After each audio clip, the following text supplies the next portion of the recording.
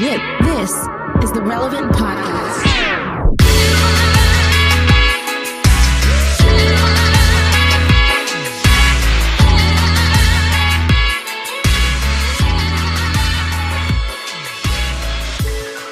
It's Tuesday, December 29th, 2020, and it's the Relevant Podcast.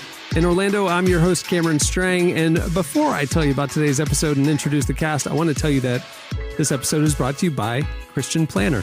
The 2021 annual Dated Christian Planner is made by Christians for Christians, designed for modern Christians to help keep you organized and Christ at the center of your life. It's available in 3 bindings in multiple colors. It's eco-friendly and made in the U.S.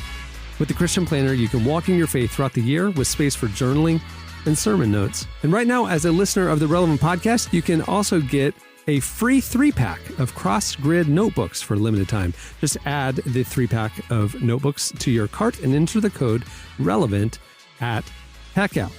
Make sure to check out their amazing holiday deals site-wide and purchase your planner today at christianplanner.com. Well, like I said, I'm your host, Cameron, and joining me for this special episode from Loverland, Virginia, Jesse Carey. Hello, hello. And over there on the mic, our producer, you guys don't hear from him throughout the year, Clark Flippo.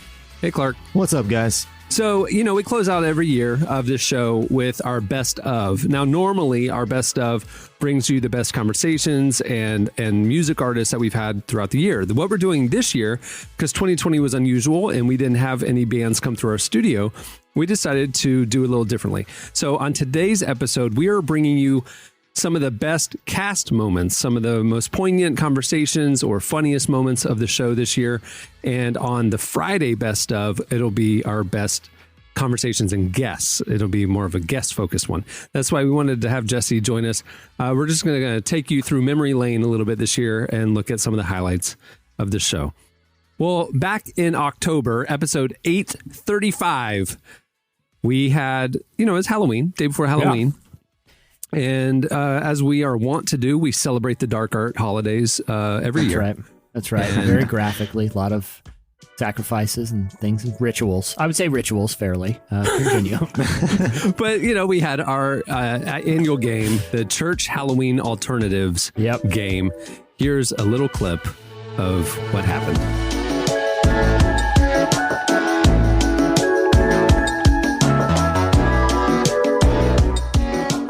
This is the time of year that Jesse's childhood trauma really set in, where churches like to protect the children from the dangers of the world, and they do Halloween alternative events at their churches. And so we have a game. Is this a actual church Halloween alternative, or did we make it up? Is this an actual church Halloween alternative, or did we make this up? All right. So, Tyler, you went to social media. You asked the relevant audience for actual examples of things that their churches did when they were kids as an alternative to Halloween. And then you made this game. So tell us about the game. So here's how it's going to work. Like I went on Twitter and Facebook, hit up people in Relevant for actual stories of the Halloween/harvest party alternatives that their churches came up with, so they didn't have to be exposed to the dark arts. And then I made up a few on my own. I'm going to read you one. You just have to tell me if this really happened, if this is a real listener contribution, or if this is one that I made up. Okay.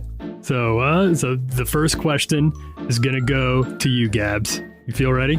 I feel ready. I'm ready. All right. So is this a real user-submitted example of something that they did instead of Halloween at their church, or is this one that I made up? Start a little easy. Trunk or treat. At our church, families had to decorate big trunks of food for our church to donate to local in-need families, which sounded good, but there was a $100 prize for the best decorated trunk. Okay, this has got to be real because that's a good cause. It's definitely real. It does seem like a good cause, but it also seems like, why don't we just give the $100 to... Hey, this person bought 15 cans of green beans. This person cleared out all the old cans. There's got to be $9 worth. Give them a $100 bill right now. Oh, my gosh. Ooh. That's right. You did get it correct. That was a real one. Good job, right. Gabs. That was easy, man. Y'all going That was easy on We're starting Gabs. easy. You know what I We're mean? starting easy. Come on now. We're starting easy. Church, Make it harder from here, Garrett. So you're up. Use the offering to actually give to the people in need that the whole contest is trying to serve here. I think that would be nice. All right, Derek, you're up. So this one is this one was called a Shack-o'-lantern. Our church hosted a harvest party themed after that book, The Shack, by William Paul Young. There was a screening of the movie, an altar call, and you could dress up like the different versions of God in the book. Oh, no. That did not happen. I really hope this one happened. That did not happen. Derek, you're on the board, Derek. You're right. That one. When you said the Shack, I'm like, yeah, no. Because I feel like people who are into the Shack are probably celebrate regular Halloween. Well, and Exactly. it didn't go well because half the kids showed up in Lakers 34 jerseys and Orlando 32 jerseys. They just didn't get it. Yeah, Shack-o'-ween. Yeah. I was going to say, a Shack-o'-ween party sounds super fun if it was Shack themed. I bet that would be a really good time. Be dope. All right, Gabs. Trick or preach. Our church handed out Jack Chick materials to give the trick-or-treaters instead of candy. The tracks had depictions of hell with kids in Halloween costumes dying in a car crash and being sent there. Oh, no. No. I do think that's real. I do think it's real. My gut's telling me it's real. Whoa there. She did not grow up in that era of the church. Tyler, Tyler, give if us you the made big this reveal. one up, I'm worried about you. Oh, I made that one up. The old chick tracks.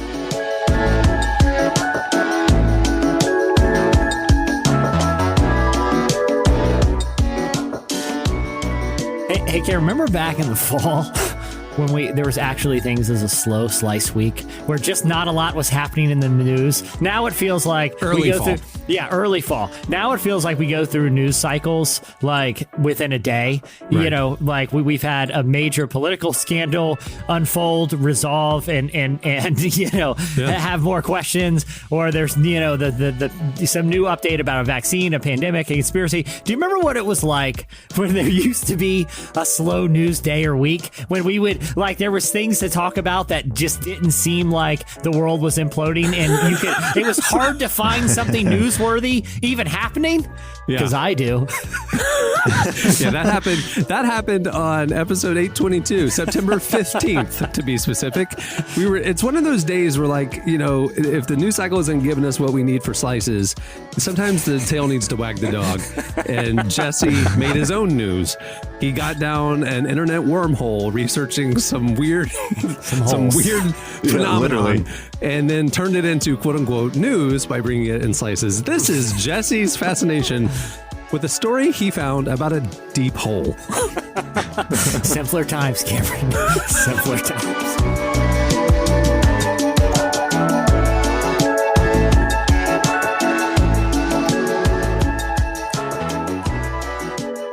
I love the idea that there are things happening, that there are still mysteries out there. There's still stuff that we just don't know, right?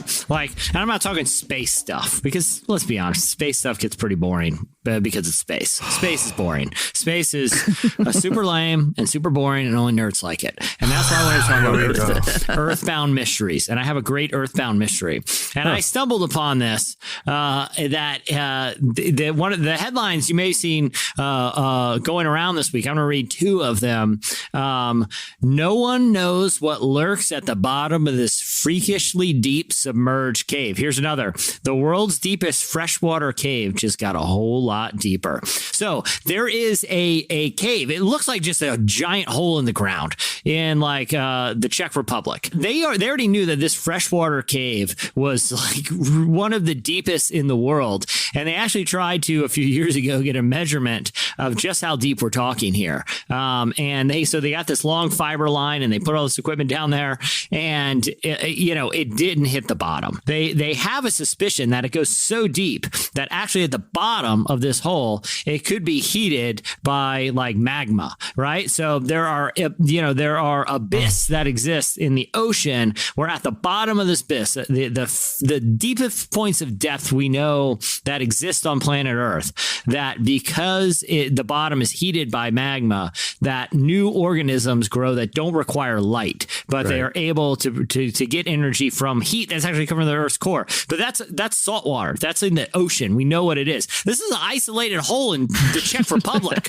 Okay, like it's a big hole. I'm not talking like it's not like a hole that's like the size of a basketball. We're talking about a small house could drop down this hole. You're uninterested in space, but big holes capture your imagination. You can drive a car. You can drive a car in this hole. It makes all the sense in the world. You can drive a car in this hole. Okay, I think you're getting some perspective on this whole situation. Throw some fireworks in there. That they're dealing with in the Czech Republic right now. Okay, we got enough going on right now. Now we got a big hole to worry about. Okay. So here's what this professor said. This is the last line. Science Magazine did a big feature on this hole. Again, as if 2020 didn't have enough things. Now we thought we had a deep hole. Now we got a really deep hole. Okay. Here's the last quote from a professor. He says this: "We don't know exactly what could be down there."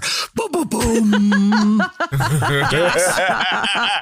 Guys, there is a hole in the Czech Republic, and we don't even know how deep it is. We're not entirely sure how it got there, but we do know something could be down there. Is that not fascinating to anybody else? It's like a genuine mystery. We figured everything else out, and now there's a big hole in a far off place that there could be something awesome down there.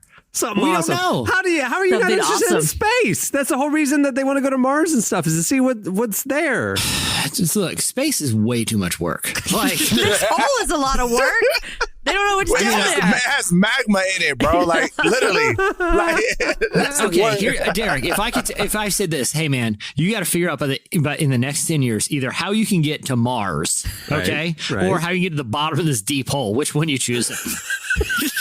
Like I'm saying, legit chances that you're going to either do one or the other. I mean, yeah, I'm gonna jump in the hole for sure. Thank you. Space is too complicated. It's like space takes way too much work. A hole. It's like conceivably, why can't we just get a really, really long rope with a GoPro? I don't know. Why what do can't you they? think of this? That's a fascanaking question, Jamie. You should suggest that. Have you guys heard of a GoPro and a pole? Like, what are we doing here? I'll be the guider. I'll feed the line in. I need some more. How big? Get another spool, okay? It's a deep hole, man. This is great.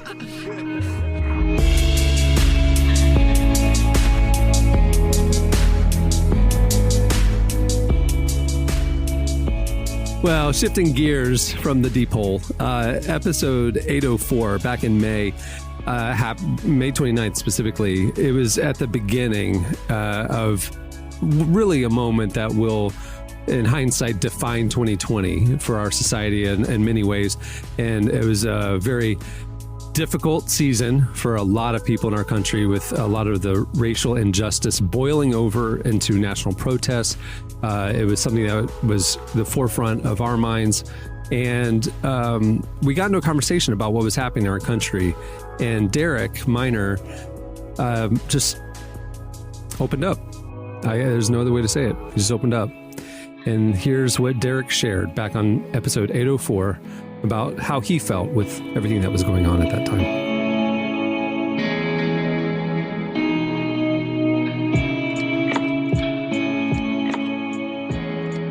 I'm tired.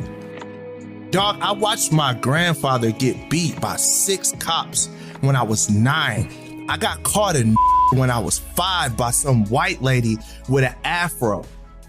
Like I got spat on my freaking second day of second grade by some white guys and called a porch monkey. I've been pulled over by cops, handcuffed, guns to my head. Like, this is not a game. I'm not going to sit here and debate with everybody over the facts. The facts are what I saw. And that's a man begging for his mother as a guy stands on his neck. And that is the biggest symbol of what white people have done to black people for 400 years.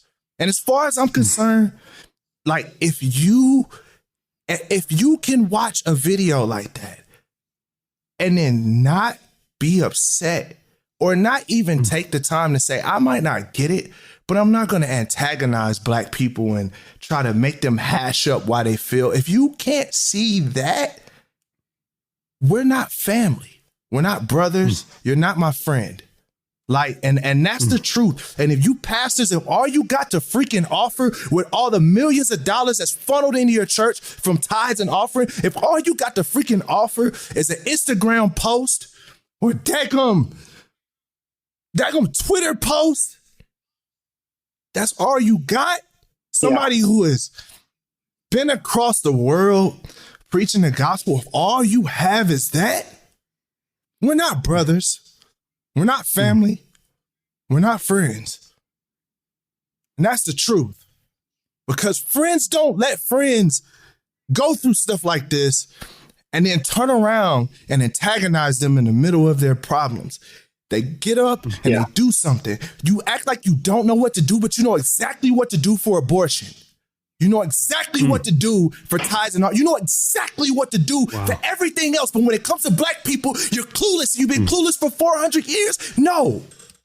You know what to do. You just don't want to do it. Just tell the truth. You're a coward. And you want to watch us, and you're watching us die. I have 2 kids. I'm terrified to send into the world. I'm terrified to go into the world at times because I want to come back to my family. You know how many traffic stops I've been in, handcuffed for no freaking reason? Listen, man, you can watch freaking man stand on a man's neck while he begs for his mother and says he can't breathe. We have nothing else to talk about. Like, I'm done trying to consult you on how to be a human. Yeah.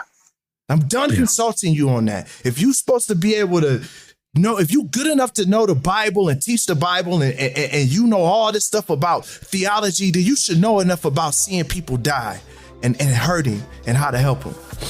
That's the God honest truth.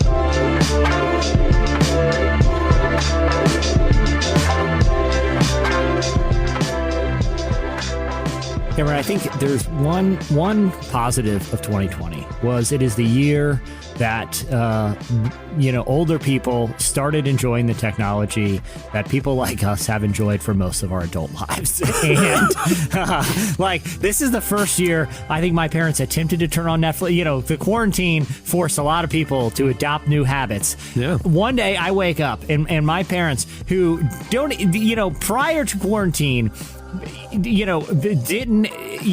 had a vague concept of Netflix or Amazon Prime or any of the streaming services which most of the world consumes things on, but had no idea how to log in or view something or questioned the whole construct of it. You know, they were old school TV people. Within a few weeks of quarantine, I'm getting Tiger King memes texted to me from both of my parents who are in their 60s, and they're really funny memes that they are now not only watching content on streaming platforms, they're going on Twitter to find memes to text me.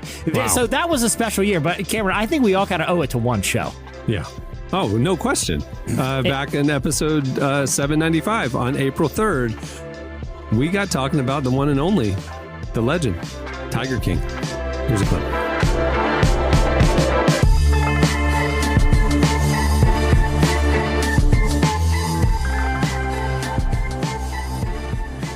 Fast forward, Netflix drops Tiger King onto America, which is the craziest docuseries I have ever seen. It almost it wouldn't even work as a work of fiction because no one would believe the twist. I feel like you hear the stranger than fiction, that sounds like hyperbole. It is the weirdest thing. Like, you couldn't sit down and write this film. Is every person in this docuseries, like we're saying at the beginning of the show, is the most interesting person I've ever met. And I'd like to think that I've met some characters in my day, but I've never met any character, just people that are like adjacent to the story. Like the guy who pops in just for a couple scenes and he's got like the whitest of white hair. He's got like a Gandalf beard, and he's just blasting through the Florida countryside on a motorcycle. And the only reason he's in the film is because he uncovers this old VHS tape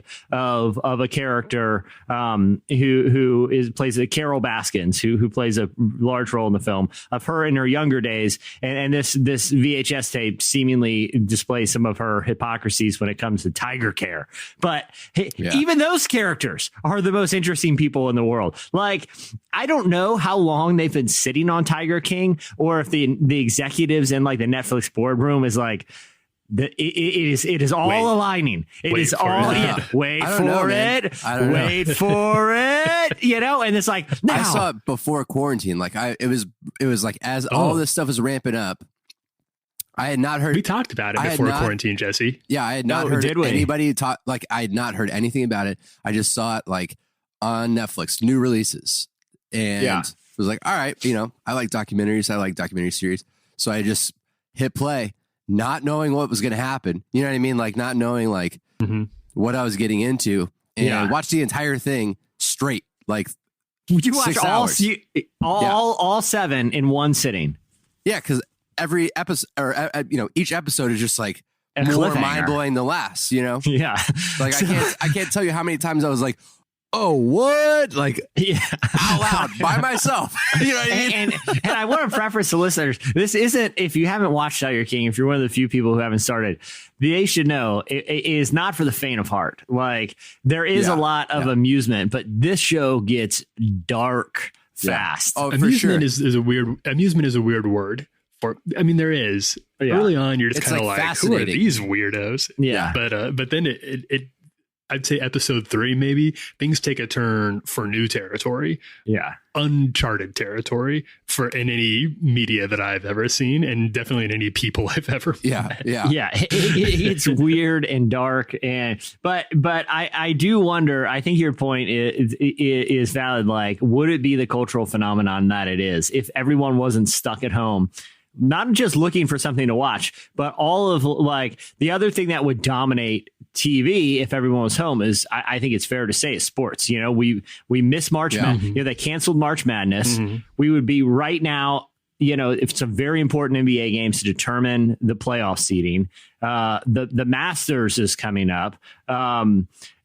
Opening day for baseball, like arguably one of the biggest stretches for sports in the sports calendar, and that's all canceled. So people don't even have that to watch. So if they weren't all stuck in front of their televisions with not much else on, I think it is fair. Or the only thing else on is coronavirus. Is people talking about the coronavirus. Is every news station. It's just people just talking about the coronavirus. And people, look, man, people should stay informed. I get it, but you need a break. But would Tiger King be the hit that it was if it wasn't for, you know, the strange circumstances we find ourselves in? I don't know.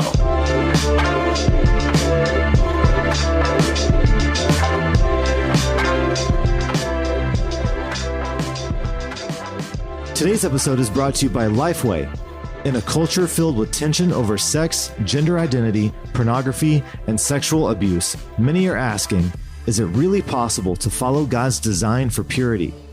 Chasing Love is a brand new Bible study resource from apologist Dr. Sean McDowell. In this 9-week study, Sean takes teens and young adults through scripture to answer some of their most pressing questions about love, sex, gender, and relationships. Order today at lifeway.com/chasinglove and save 10% when you use offer code RELEVANT. Promo code is valid through January 31st, 2021. That's lifeway.com/chasinglove, promo code RELEVANT.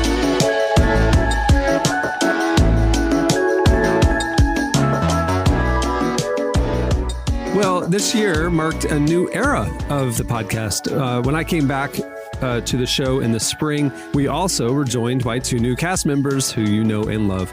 Artist and producer, music mogul Derek Minor, and author and podcaster Jamie Ivey.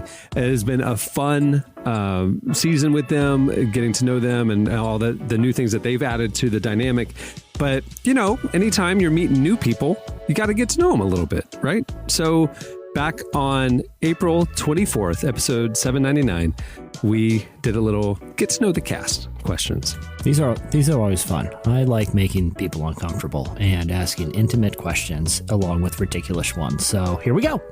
Well, it's funny too. I didn't know this about Jamie because I'm used to you, and like I can just like throw you whatever, and you latch onto it and run. Mm-hmm. After we did this episode, our new friend Jamie Ivey texted me, "Hey, could you like send me questions like that in advance next time?" Because like I didn't, like it was almost like she had no idea what to expect, and it was almost like too much. It was really funny. But here's how it went when we got to know the new cast.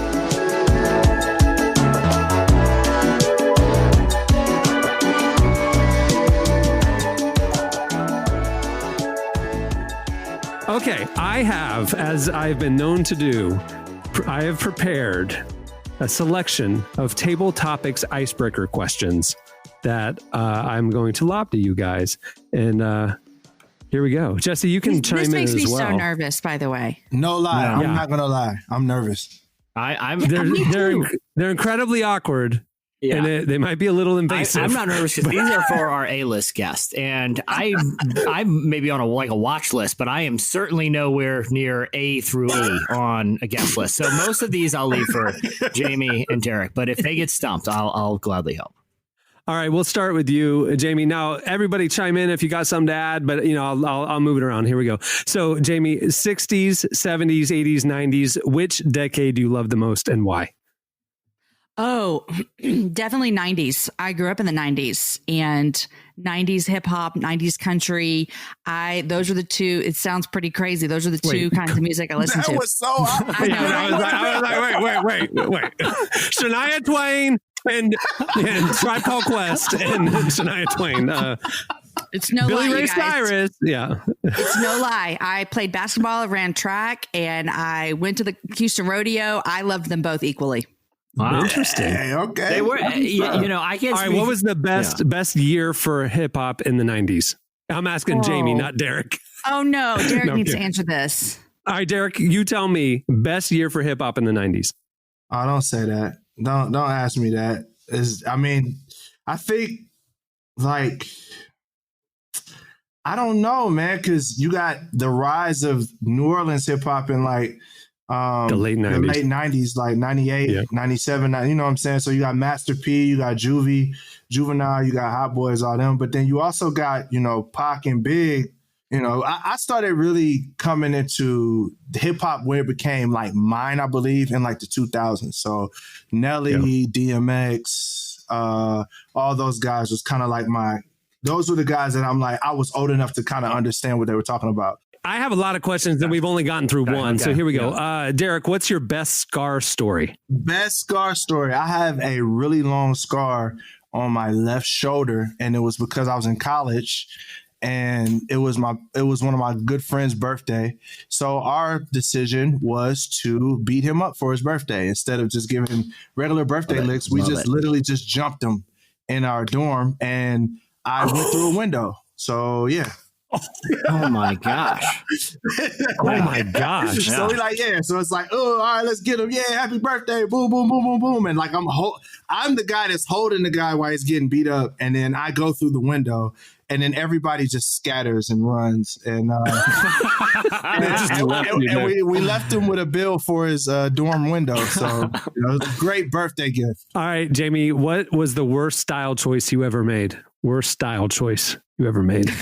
But you didn't know it was a bad choice at the time. You loved it. It was your iconic look.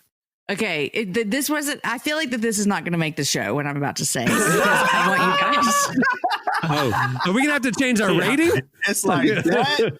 It's like that. Yeah. I really think it's not going to make it, because I would say this to friends, but I don't know that I would say this to thousands of people. Okay. So maybe I should not say it. No, that's usually my filter, Jamie, and it's never steered me wrong. It's never steered me wrong. I use that same filter. Everyone becomes a friend if you do that. Okay, here we go.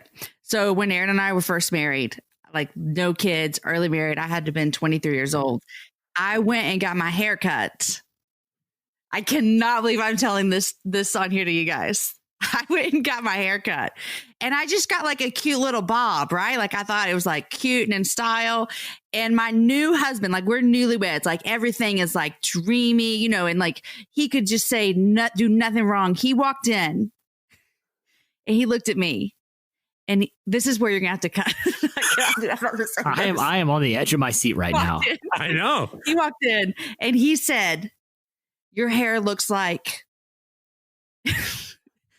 a man's." Dang! I told y'all this won't make the show. This cannot make it.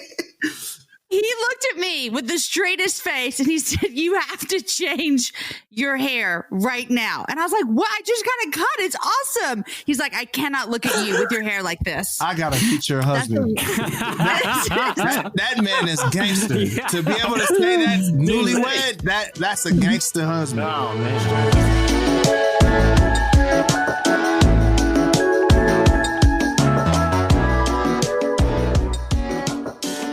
You know, Cameron, when I think of summertime, I think of a few great American traditions. What's that? Taping a bunch of illegal fireworks together and lighting them dropping them into a mortar and seeing what will happen as you, me, and friends in Montana dive behind a gravel pit to avoid shrapnel and flaming chunks of paper that were never meant to be ignited. And fireworks are part of what makes America just straight up awesome. We're the only country that celebrates the founding of our union by spending money on things that will only be blown up for our pleasure. And it is glorious. I think China, who invented fireworks, might also enjoy the explosions. I'm just saying. My point is this: when we have something beautiful to celebrate in this country, we just do more dangerous things, like monster truck rallies, like fireworks, like UFC fights. That's just what we roll here. And part of our homage, part of our contribution to this fine tradition is to play a game every July for July 4th weekend called Indie Rock Band or Firework. It's a tradition I think we've had going for probably a decade now, Cameron. Oh, at least 10 years. I mean, this podcast is going since 2005. I definitely think that Indie Rock Band or Firework has been at least 10 years of that. It's always a highlight. It's always a highlight. And here's why. Episode 809, July 9th. Here's Indie Rock Band or Firework.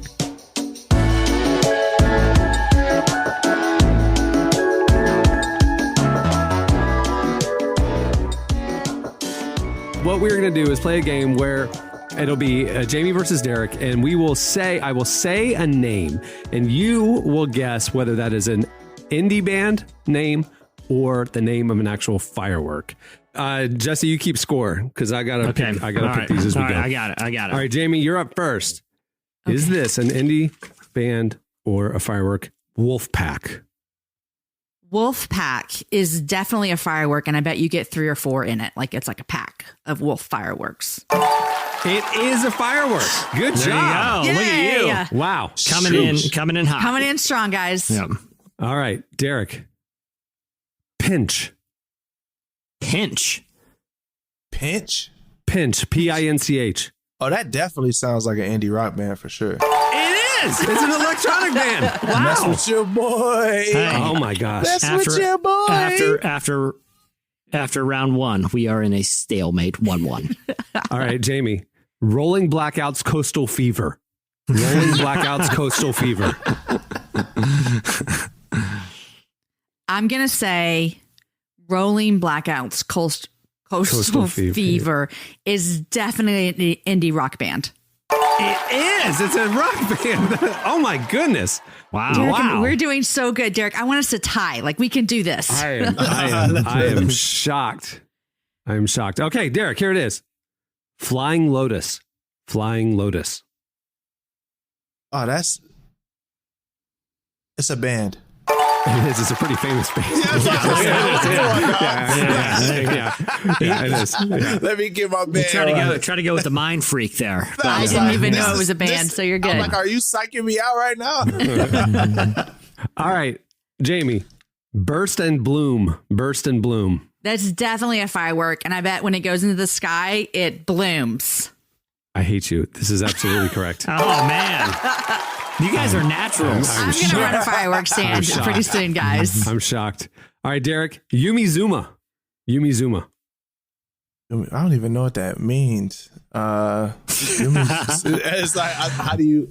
We're gonna go indie rock band. Yes, it's an old R&B band. 3 to 3. My mind is blown right now. All right, Jamie, fiery discus. See, you think it's a firework because it's got the word fire in it, but it's not. And I would think it would be like it would look like a discus in the sky. I'm going indie rock band. I think you tried to get me on this one. It's a firework. It's a firework. Finally. Fiery discus. Okay, got it. Derek, here's your chance to run away with this thing. Let's go. All right, what's the score? I know she's gone one more time than him. So yeah, it's 3 to 3. So 3 to Derek 3. can take the You lead can go here. 4 to 3. Yeah. All right. Yeah. All right, here we go. All right, Derek. Amnesia Scanner. Oh, that is absolutely an indie rock band. It is. That's definitely an indie rock I am band. shocked. All right, here we go. Jamie, you got. I'm going to go with my gut from now on. I cannot believe I missed that one. Okay. My gut was it's a disc. It's a fiery discus. It's a firework. And I.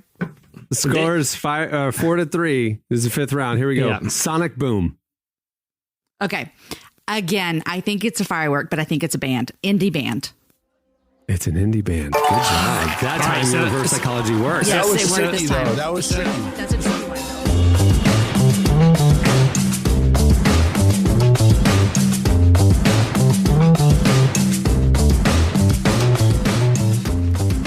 Well, back in September, our country was pretty much 6 months, late September, 6 months into the throes of quarantine.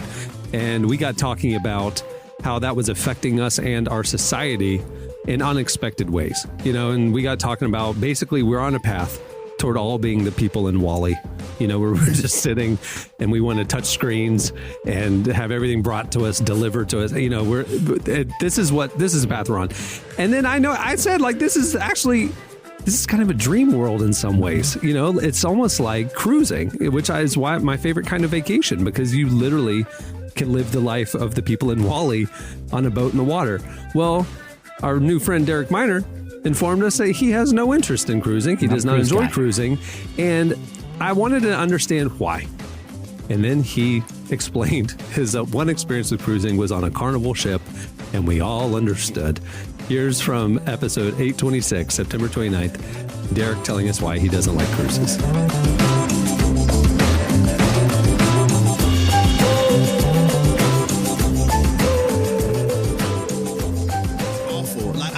Man, I went on an all-inclusive cruise. By the third day, I just wanted to jump off the side of the boat. No lie. You were with the wrong people. Come with me. I will teach you how to cruise. You're going to have to teach me because I was done with the buffet. I was done with the karaoke. I was done with all of it. Here's the thing about me off the side of the boat. Don't tell me it's Carnival. Was it Carnival? It was That's Carnival. all I've ever been on, Was Cameron. it? Yeah, it was Carnival. Carnival is the Greyhound bus of cruising. It's the Spirit Airlines of cruising. It really is. It really is. Do not. It looks like you step back into the show Three's Company. It's like 70s decor. No. Like it is awesome. That's exactly what I thought. I was like, why do people like this? No. There's the karaoke thing. Okay. Like there's the Royal swimming Caribbean, pool, there's like 60 people in the swimming pool. when Royal Caribbean or Norwegian, build a new ship and then they run it for 20 years and then they're done with this ship because they have give a it to new Carnival? ship. They sell it to Carnival. And Carnival's like, look at our awesome new ship. You know what? You know what the red flag should be? This should be the red flag. It's called Carnival. If you go to a carnival, Big there are facts. two things you know about the carnival. One, they're dirty and very unsafe. Okay, Yes. that is what a carnival is. Man, I'm like, y'all. I'm like, man, there must be like the blacks only cruise ships and then the whites only cruise ship. Because the one I was on, that joint was like, man, I'm telling you, it was like a bathroom. Like it was a bathroom that has like karaoke. It have like this bar with awful drinks. It have like prime rib steak that tasted like ham. You're just like, I'm like, what is this? I don't get it. It should be a huge clue. When I go to an actual carnival, I'm surprised when I don't see a fight. Like, that, you know what I mean? Like where's the entertainment? People. Like, you know what I mean? Like, I don't know. All right, Carnival is known as like the spring break cruise ship, right? It's like just, and that's what it was. It's just, yeah. It's like if it's cheap. It's like if you and I went on, we flew for the first time and we were talking about it, and I flew first class, Delta, Diamond status, lounge, the whole thing, and you flew Spirit Airlines where you had to pay extra for an armrest. You know what I'm saying? Yes. And like we're talking about flying, you're like, I don't like it. It was uncomfortable, and I'm like, oh my goodness, it was the most luxurious. That's the difference of what we're talking about right now. My cruise experience and Carnival are very, very different. Okay. So, Royal Caribbean. This was pre Grammy Dove Award Derek Minor, so we was broke. You know what I'm saying? So I'm like, me and my wife, I was like, why do people do this? Like, I was like, and people are like, yo, you want to go on a cruise? We're doing this cruise in the summer. I'm like, nah, B, I'm good. Y'all got it. Oh my gosh, that's great. That's hilarious. Yeah, where at least like Norwegian cruise lines, it's like, you know, with the car, like it should be a tip off. Like, I've never been to Norway, but I bet it's pretty great if they named a cruise boat after it. Like, oh sweet, we'll do it. You know, Royal Caribbean. Ooh, royalties in the name. Oh, and then there's Carnival, the one place that you should probably get a tetanus shot before getting on about 3/4 of the rides. You know? Thanks, bro.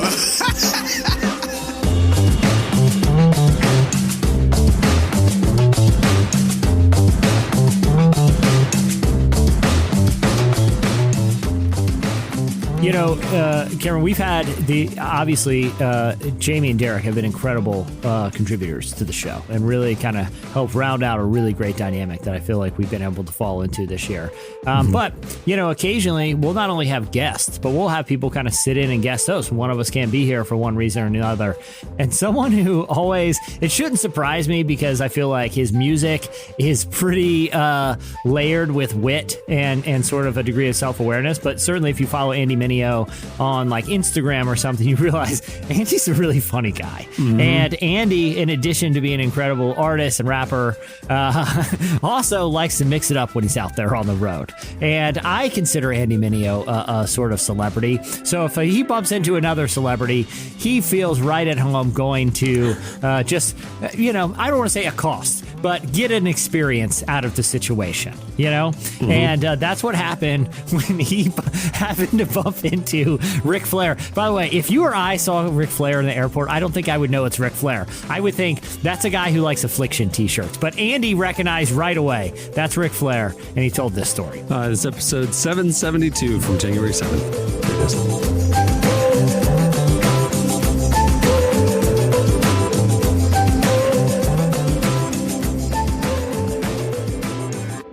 Andy, I know you're on a tight schedule today, and there's a lot we need to get to today. I could talk about your HGTV reviews, but I do want to. You're getting ready to kick off a tour here, and you travel a lot. You're a man out on the road, and you recently had an interesting interaction that I saw you tweet about, and we need the backstory. You say that you met the legend Ric Flair at an airport and, quote, had a heartfelt convo. We got to hear this story. Whoa! All right. So basically what happened was I get to the airport and I'm going down an escalator and I look in front of me and I was like, yo, this guy looks familiar. I was like, this guy looks like Ric Flair. First thing I thought. But then it also didn't look like Ric Flair, if you know what I'm saying. It's like, I was like, I don't know. And I'm kind of like looking and I see like shiny necklaces. And I was like, does Ric Flair wear like ice? Does Ric Flair ice it out? Like maybe Ric Flair drip, like when that song dropped, maybe things changed for him. His Atlanta Connects came through, Icebox, ATL. I don't know. So I'm like, let me check. So I pull up his Instagram and like 3 pictures earlier, he's wearing the exact same jewelry and the exact same outfit, by the way. But I was like, did this guy just have like WrestleMania last night and just wore the same outfit to the airport? Because this is a wild kid if that's the case. So I'm like, oh my God, it's Ric Flair. So we, at the Atlanta airport, there's a it's like a train car you got to get in. So lo and behold, I get into the same train car as him. And I walk in and somebody next to me is like, "Oh my God, it's Ric Flair," right? And I'm like, "No, don't do that," you know? And he like kind of laughs. He's hey, yeah. And so I'm standing in the train car right next to Ric Flair. And I'm like, I'm looking at everyone standing around me, like everyone behind his back, and everyone's like, "Oh, it's Rick." You know, everyone's like pointing. Yeah. They're kind of like, and I'm like, yo, I grew up watching wrestling, so I'm a fan. And I have people that run up to me at airports to a degree. I'm like normal famous, right? Like I have a little bit level of success where people come up and do that. So I'm a little more, what do you call it? Like conscious of my interactions with people like that, because I'm on the other side sometimes. Yeah. And even I was like, I might just have to pull out my phone and just like start snapping off pictures of this guy. Like he's a freak animal in a show, and I just get to take pictures of him in public. Like it was getting to that point where I was like, wow, Andy, what's wrong with you? Don't do that. Don't be a psychopath. And you know what it's like to be on the other end of people run up on you. So I'm just like, I can't. And then what am I going to say to the guy? Hey man, big fan. Like, yeah, real original, chief. He's going to be like, yeah, thanks. So I'm like, Flair, everybody's I can't say nothing to this guy. Huh? Yeah, it's like, I'm Ric Flair. Literally everyone's a fan. Yeah. Yeah. Literally everyone knows who I am. So we get off the train and I was like, dang, I can't believe it. This is it. I'm not going to just, like, Ric Flair's just going to be 3 inches from me. I'm not going to say anything to him. So I go to get on the escalator, and lo and behold, he gets on the escalator, the same exact one I'm on. And he's, again, like an inch in front of me. The universe was calling. That's right. And I just basically said, I knew he had some health issues, and I was like, hey man, how's your health been? Just randomly. Yeah. And he was like, man, when something like that happens, like you're not sure if you're gonna live. He's like, it puts everything in perspective. He said, it's a long escalator, by the way. Yeah. He's like, it puts everything. He goes, it puts everything in perspective. And he's like, I'm just really a lot more grateful for life these days. And I was like, oh my God, did I just have a heartfelt with the 4 Horsemen? Did I just have a heartfelt with the chest slapper of all chest slappers? What just happened?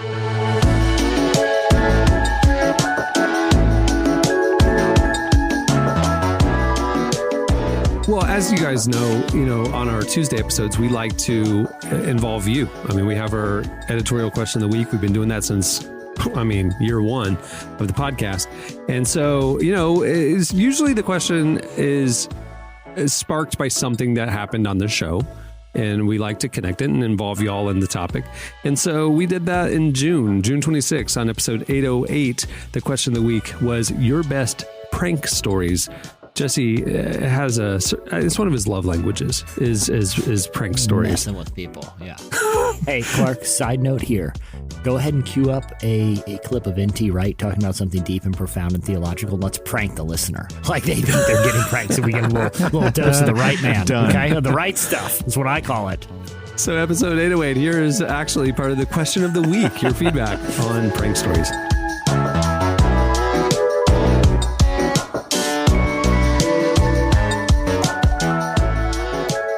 Brooke has a next level brother because Brooke's brother was only 10 years old when he hatched this little scheme. He went to our local Dunkin' Donuts, and I guess outside the drive-thru there, and put up a sign outside on the big menu that said, "Our speaker is broken. Please yell your order as loud as you can." Dude, 10 years old. He is the GOAT. He is the GOAT. He is the GOAT. He should just retire from pranking at that point. Great. He like it would have been like if Jordan no victims. It would have like funny. Jordan didn't. It was like Jordan didn't come back after the baseball thing, and he just like walked away, still in his prime. That's what that kid should do. Just walk away, kid. Don't get those 3 more rings. You don't need them. Your legacy is sealed, friend. Yeah. Yeah. Oh man. Okay, so Caleb said this, and I actually saw this on Twitter and thought I was going to throw up. Okay, so these are his words. Okay, this is so awful. He said, so if you take an oatmeal cream pie and smash it and roll it up, it looks like a turd, which I hate saying that word anyway. So we were going to play a prank on the weird kid at camp. That's going to be the clip for the promoting the show. Is Jamie Ivey saying the word turd. Turd over and over again. You know the type who would freak out. So we did this and put it on his pillow. Then my friends. Oh, man. Then my friends, I am so grossed out. Then my friends, unknowingly to me, I can't even believe I'm going to put this on the air, picked butt hair, wiped his butt with toilet paper and wiped it on the oatmeal cream pie. Oh. Okay. It smelled terrible. Then they even sprinkled water on it to make it look wet. The kid walks in and is disgusted. And I come in and say, hey guys, look, it's fake, and take a giant bite out of it. Then they tell me what they did. And I brushed my teeth for an hour. Y'all, I thought I was going to throw A twist. It's like the scene That's a Shyamalan twist. It's dead the whole time. It's like the scene in Caddyshack if it wasn't actually a baby Ruth that they pulled out of the swimming pool. The prankster got pranked. And that is the most disgusting thing I've seen all week. Oh, that's scary. We're done. We're done here, guys. We used to like the top floor in our dorms, like every other floor had like regular ceilings, but the top floor had like tile ceilings in rooms. And you could actually crawl from room to room in the ceilings, but we would like position alarm. You mean like ceiling tiles, not like tile exactly. ceilings. With like the so big you could lift the ceiling tiles and crawl. Yeah. Okay, got you. But we would occasionally sneak over to someone else's room, but we kind of knew roughly the position. We put our alarm clocks up there, set at really weird times. So in the middle of the night, their alarm starts going off right above their head, and they're like reaching in the roof all freaking out. One time we put like 3, and they were going off at different times. And the last one we covered in peanut butter. So the person's finally getting back up at 4:30, like, I can't stand it. Reaches up there, reaching for it, and just goes, and you just hear her screaming, and you're like,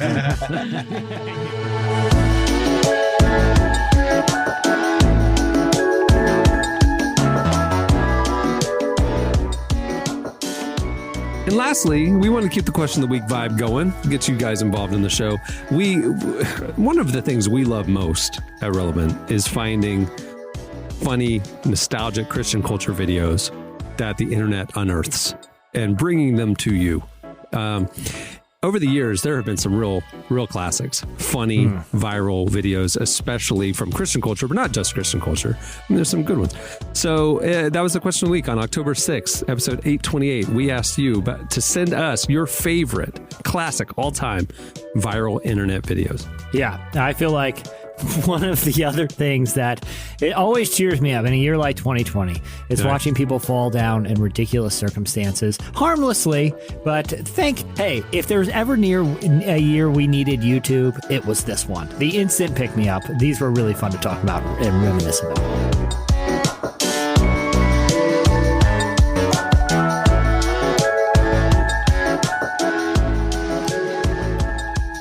Okay, so Joshua Barham. This is one I'm surprised. I consider myself, an expert on time-wasting viral videos.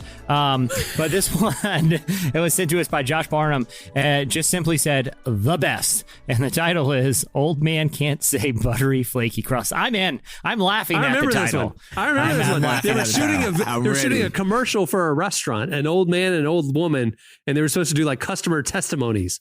Like how great this restaurant was. Hit it, Clark. The line is baked in a buttery, flaky crust. Baked on a buttery crust. Buttery. Baked in a buttery flavored crust. Baked in a buttery flavored crust. Crust. Yeah. Baked in a buttery, flaky crust. She's helping him out. Baked in a buttery, flaky crust. Here we go. Baked on a buttery, crispy crust. Crispy. Oh my God. Oh man. Keeps going and going and going. That's funny. He It's never like gets that. it. Poor guy. There's one where a guy, and it's arguably, it has more profanity than like 5 Martin Scorsese movies. And it's the one where the guy is filming his RV commercial, and every time he messes up, he has a meltdown. It is far too profane for this podcast. Honestly, I don't think Apple would even want it out on on the iTunes store. Like, but if you can find it and you don't mind just hearing someone unleash a tirade of profanities every time he makes the most minor mistake, and watching a human RV salesman just melt down. It's like that Christian Bale clip when he was shooting the movie. Exactly. That Christian Bale, that looks like a Pixar movie compared to this RV commercial. Yeesh. Okay, here's this one. I haven't actually seen this one, but Andrew sent in this one of George W. Bush. And I don't know if this has been revealed to you guys yet, but I just think George W. Bush is like one of the cutest old men I've ever seen in my entire life. And so I have a crush on him. What? Okay, so this is something about George W. Here we go. We must stop the terror. I call upon all nations to do everything they can to stop these terrorist killers. Thank you. Now watch this drive. He's on the golf course. Yeah, he's talking to reporters on the golf course. That's great. The terrorist killers. Now watch this drive. Profound lack of self-awareness. Yeah. That's great. That's him working on the golf course, working from the golf course. All right, I got the legendary one. My homegirl, Sweet Brown. You know what I mean? Best. On the apartment fire. So, Michael Ledner, thank you for bringing a good oldie but goodie. You feel me? Go on, run it, big dog. One resident describes her horrifying experience when she first realized the complex was on fire. Well, I woke up to go get me a cold pop. And then I thought somebody was barbecuing. I said, oh, Lord Jesus, it's a fire. Then I ran out. I didn't grab no shoes or nothing, Jesus. I ran for my life. And then the smoke got me. I got bronchitis. Ain't nobody got time for that. That's the best ever. It's the best ever. The thing I love about her story is she took that thing and ran with it. She is now currently estimated to be worth $2 million. Are you kidding? Wow. Good for her, man. How? Good for She her. now currently, yeah. What'd she do? She became a local celebrity. So she's like getting money for all these different appearances and all that stuff. So yeah, she's like good for her. Yeah, good for her. Yeah, Ain't nobody she's got time for that. Good for her. Nobody got time for that. Oh, she sued Apple. So I'm looking at this. She sued Apple and made money off of that. Oh, that's funny. And she's been making commercials for local people in Oklahoma, so she's getting paid off of that. Hey, if you are not, so she's going crazy. If you're a barbecue restaurant in Oklahoma City and haven't hired her to be your spokesperson, you're crazy. Yeah. Hey, there's one more that we can't play here either, but you guys seen it where the reporter is reporting and he's like got all serious and then the bugs come around him. in his mouth. I'm in this country town. That never gets old. Yeah. My wife cries every time she watches that. Ray Guevara said how to play Oceans on the drums is his all-time great. That goes full of Neil Peart here. Yeah. Rest in your embrace, for I am yours, and you are mine.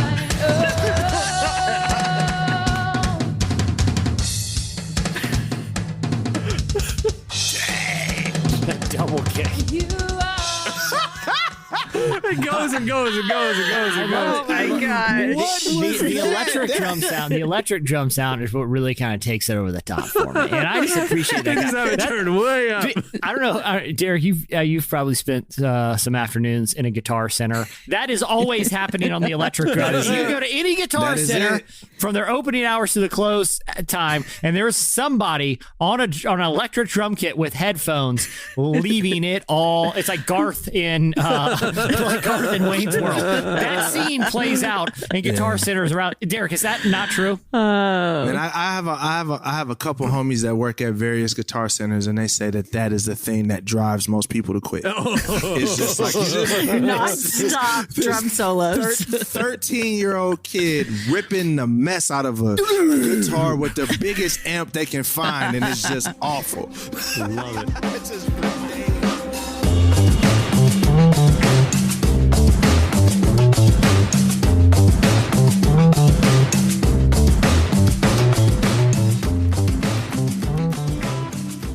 All right, that was a trip down memory lane. A lot has happened this year. Clark had quite the job having to sift through hours upon hours upon hours of our ridiculousness to find those 10 moments that made somewhat sense, but very exhilarating. Very exhilarating.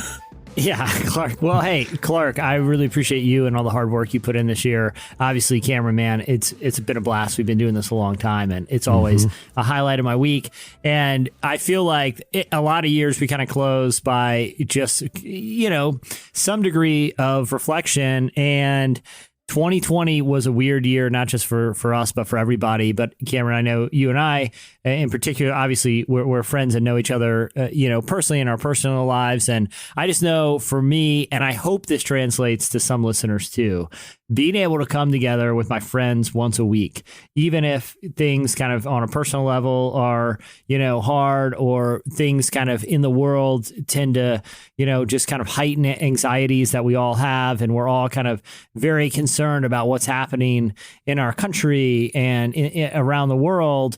But it's really fun to be able to at least once a week come up for air and kind of, hopefully challenge each other with some kind of heavier, deeper stuff, iron sharpens iron, and hopefully I know you guys provide that to me, but also it's really fun just to goof around for a few and get your head out of kind of just those headlines that just carry so much weight and be goofy about, buying scorpions and watching YouTube videos and just, joking around about cruise ships and carnies. Like this podcast. Carnies don't listen to the podcast, so yeah, it's exactly. not offensive. Yeah, exactly. They listen to only 70s rock at very high speed, unlike those old boom boxes that have like disco lights on them. You know what I mean? Like that's carny stuff. But no, but seriously, like coming together once a week and to be able to joke around and just spend some time with friends. Yeah, not to sound sappy, but it's really, really not just enjoyable, it's life-giving. I never leave a podcast in a bad mood. And I hope for the listener, I know a lot of people, have different kind of listening habits and listen for different periods of time. But I hope I just know internally that's our hope too, that when you're done listening to an episode, hopefully you feel a little bit better than when before you listened. And it really means a lot that people tag along. But I know that's what this podcast does for me. Absolutely. All right, man. This is a fun one. And to the listeners, Friday, we have another best of episode. It'll feature the best guests of the year. We'll be joined by Tyler as well. So make sure to tune in for that. Jesse, thanks for everything this year, man. Thanks for holding down the fort while I was out. It's been a fun new season. Yeah, and Clark, thank you for all your hard work behind the scenes, dude. I know the listeners don't know you as much, but Clark makes this happen, everybody. He's doing all the pre and post and edits out all the really, really offensive things Jamie says, because it's and there's been a few. It's a problem. It's a problem. I'm kidding. Jamie, if you're listening, your fans know that you don't say offensive things very on much. On mic. Right. Save it Right, for the text threads. Yeah. See you on Friday. Make sure to tune in for that one as well. Okay. See you. On that note, I'm Cameron Strang. I'm Jesse Carey. I'm Clark Flippo. Is this your first one? This is... Yes, I think so. Oh, congratulations. Okay. All right. We'll see you guys on Friday.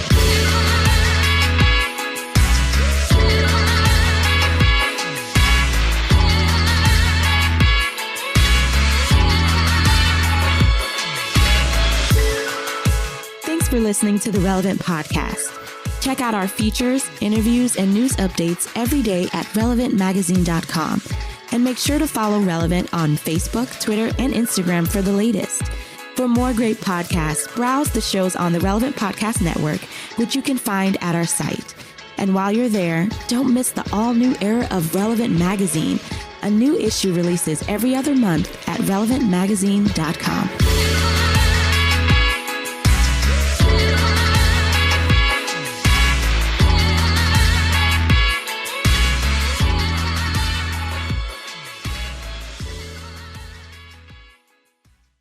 We got enough going on right now. Now we got a big hole to worry about. Relevant Podcast Network.